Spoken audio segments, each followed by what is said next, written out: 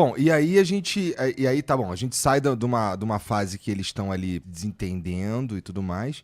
Até que, pô, eu não sei exatamente o dia, mas foi no dia 5, na verdade. Cara, foi semana passada, no dia 5, na quinta-feira, que eles começaram a se farpar nas redes sociais, né? Quem começa com a bagunça, de certa forma, é o próprio Elon Musk, não é isso? Ele tuita lá às 11h20 da quinta-feira, no dia 5, que ele. Como é que é? Começa a atacar ali com a questão de taxa mesmo. Que ele sente que o Trump, um vídeo do Trump de 2013, que ele se dizia em descrença e envergonhado com os republicanos aumentarem o teto da dívida. E o Musk diz lá, palavras sábias. Aí eles começam a brigar ali, né?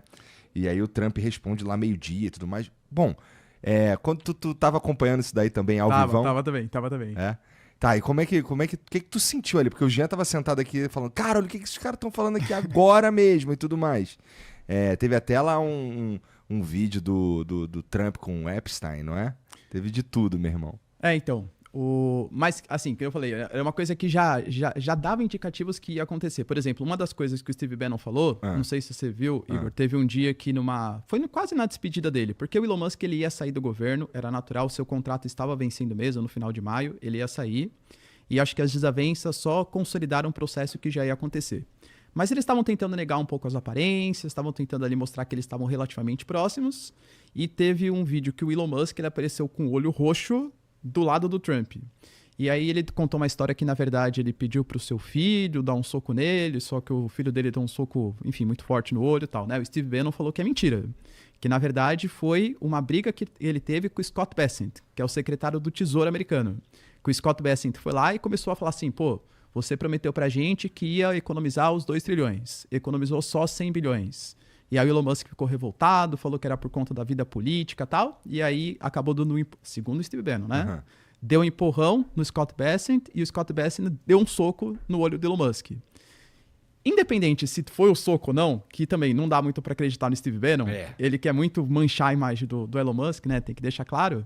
Mas é fato que já tinha uma sensação, isso pelos círculos, assim, pela mídia americana, que o Elon Musk é um cara de difícil convívio. É um cara que ele é muito egocêntrico, que ele quer focar muitas atenções nos seus próprios planos, ignorando que existe uma política americana por trás. Então, os secretários já estavam um pouco incomodados com o Elon Musk. Era natural que ele fosse sair e com ele fazendo as críticas.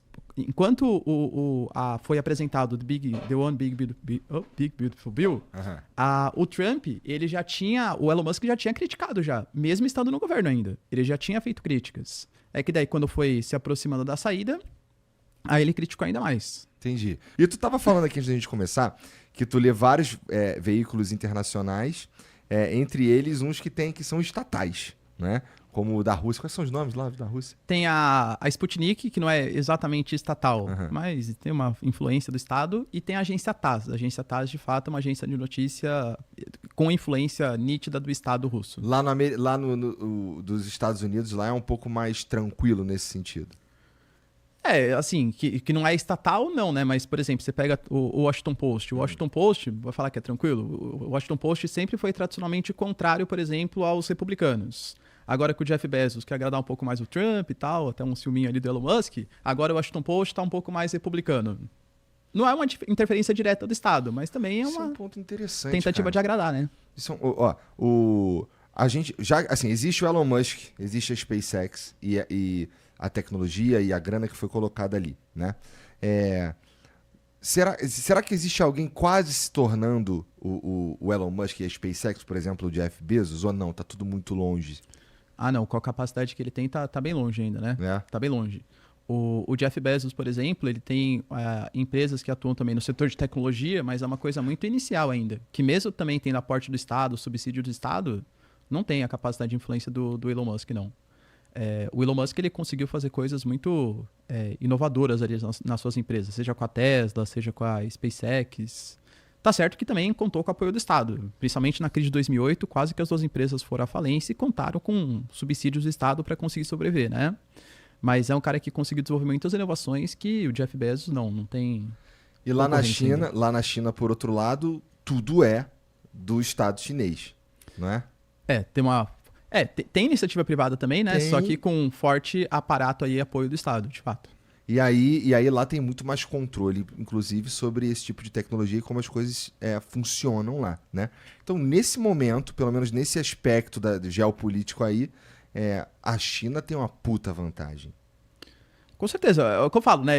Eu prefiro o modelo de democracia liberal ocidental. Uhum. Mas a China ela leva muitas vantagens em algumas coisas em relação aos Estados Unidos. A questão, por exemplo, de estabelecer planos de longo prazo. Acho que até já comentei aqui com você, Igor, a questão, por exemplo, do anal Rota da Seda. Uhum. Os caras têm um plano até 2049. Só é possível porque eles sabem que quem vai estar no poder em 2049 é, sei lá, o sucessor do Xi Jinping. Né? Exatamente. Eles têm ali um partido comunista chinês que faz uma formação política de todos os políticos, tem uma elite política que é o Politburo, que decide as coisas em conjunto com o Xi Jinping, entende? Então você consegue estabelecer planos de longo prazo e você tem um Estado que define quais são as prioridades que o Estado vai seguir pelos próximos anos. Inclusive quais empresas vão ser ajudadas pela iniciativa privada e se... pela iniciativa pública, perdão, e se a empresa privada não corresponder aos anseios da iniciativa pública, eu paro de investir nisso aqui e vou investir em outra empresa que faça mais sentido para o governo chinês. Muito interessante. Ó, tem uma mensagem aqui de alguém que não mandou o nome, ó. Anônimo mandou R$20. Bob Esponja. Vocês viram que o Elon Musk é nóia? Professor, sabe mais sobre esse abuso de drogas feito pelo senhor Mosca? Ele é nóia? Eu não vi que ele é nóia. Foi uma das coisas que o Steve Bannon falou também. E até o Trump também colocou. Ele falou que o Elon Musk ele faz uso abusivo de entorpecentes. Eu já vi o Elon Musk fumando um baseado. Um puta baseado, inclusive, lá no Joe Rogan. É mesmo? Não vi essa... Porra, acho que é a primeira vez que o Elon Musk participa do programa do Joe Rogan lá, do Joe Rogan Experience. O Joe Rogan acende um blantzão, um tarugo desta grosso, desta bitola aqui. E o Elon Musk, ele fumou com ele durante o programa lá. E isso fez as ações da Tesla caírem pra cacete no dia seguinte. Acho que foi em 2018, se eu não me engano, né? Acho que foi em 2018. É verdade, lembrei desse caso, é verdade. Isso começou a ficar muito... A mídia começou a comentar muito também nessa mesma reunião que ele apareceu com o olho roxo. Porque ele com o olho roxo, e ele tava numa posição muito estranha mesmo. Ele tava assim, ele ficava parado, ficava assim, ó, olhando para um lado, olhando para o outro, assim. Parecia que ele tava um pouco alterado realmente. E aí começou a questionar nesse momento de tensão, de queda das ações da Tesla e tal, que ele poderia fazer uso de entorpecentes. E o Trump, uma das coisas que ele jogou no ventilador, é que de fato não dá para confiar no Elon Musk porque o cara é um usuário de drogas. Bom, sinistro. Ó, olha aqui, o Pedroca mandou. Pedroca mandou R$20. Professor, em relação à desdolarização e reforma da ONU, você acha possível países europeus apoiarem essa agenda de um mundo mais multipolar? Ou a rivalidade com China e Rússia grita mais forte? Assim, de desdolarização, eu acho que é difícil a Europa apoiar isso, pelo menos em curto prazo. Só se for uma desdolarização com o euro sendo utilizado como essa moeda de reserva, né? Mas acho que a Europa ela tem outras prioridades agora. Eles não devem nem querer que isso aconteça de verdade, né? Porque, assim, por mais que talvez haja algumas disputas hoje com os Estados Unidos, eles têm uma proximidade geopolítica muito maior com os americanos do que, eventualmente, com chineses e russos, que podem aumentar o seu poder, né, com essa desdolarização. Agora, sobre a reforma do Conselho de Segurança, pelo menos publicamente falando, França e Reino Unido apoiam que haja uma expansão dos membros do Conselho de Segurança. Hoje, o único país... O que tu acha? Que se vai acontecer ou não? Se você acha que é uma boa ideia? Acho que sim. Eu também acho que é. Acho que tem que expandir, porque hoje os principais países, é o G4 que a gente fala, né? É Brasil, Índia, Japão e Alemanha, que eles alegam que eles querem entrar. Eu acho que é muito pouco também isso. Porque, por exemplo, hoje o continente mais conflituoso do mundo é o continente africano. Qual que é o representante da África para discutir isso?